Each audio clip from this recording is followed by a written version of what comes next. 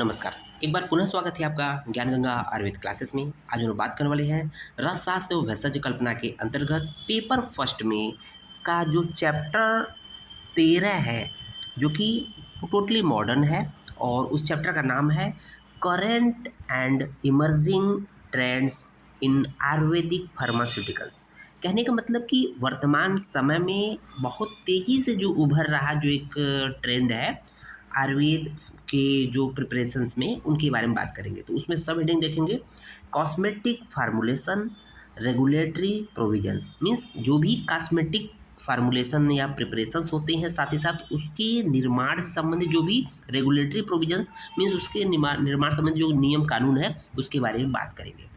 तो आइए सबसे पहले बात कर लेते हैं कि कॉस्मेटिक क्या है ना? कॉस्मेटिक्स क्या है, इसको किसको कहते हैं, किस सेक्शन के अंतर्गत या ड्रग एंड कॉस्मेटिक एक्ट के किस सेक्शन या किस चैप्टर के अंदर डिफाइन है, इसके बारे में बात करेंगे। सबसे पहले इंट्रोडक्शन अबाउट कॉस्मेटिक्स। तो क्या है कॉस्मेटिक?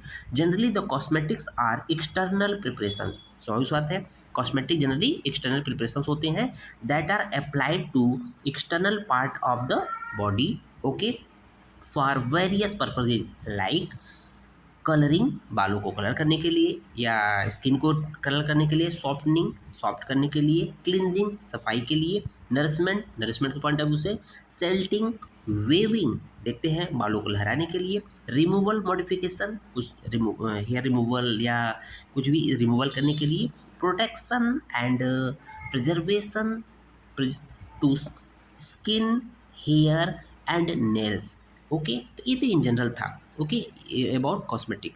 बट डिफिनीशन की बात कर लेते हैं, किस एक्ट के अंतर्गत है।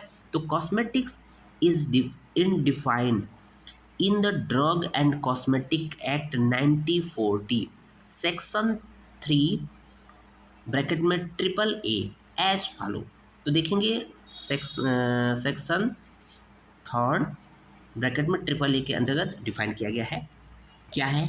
कॉस्मेटिक मीन्स एनी आर्टिकल, कोई भी article substance intended to be rubbed, जो भी स्किन पे रब किया जाता है, या स्प्रिंकल्ड मीन्स छिड़का जाता है या स्प्रेड किया जाता है on or introduce into or otherwise applied to the human body or any parts of these for cleansing, beautifying, promoting attractiveness, or altering the appearance, and includes any article in, intended for use as a component of cosmetics, okay।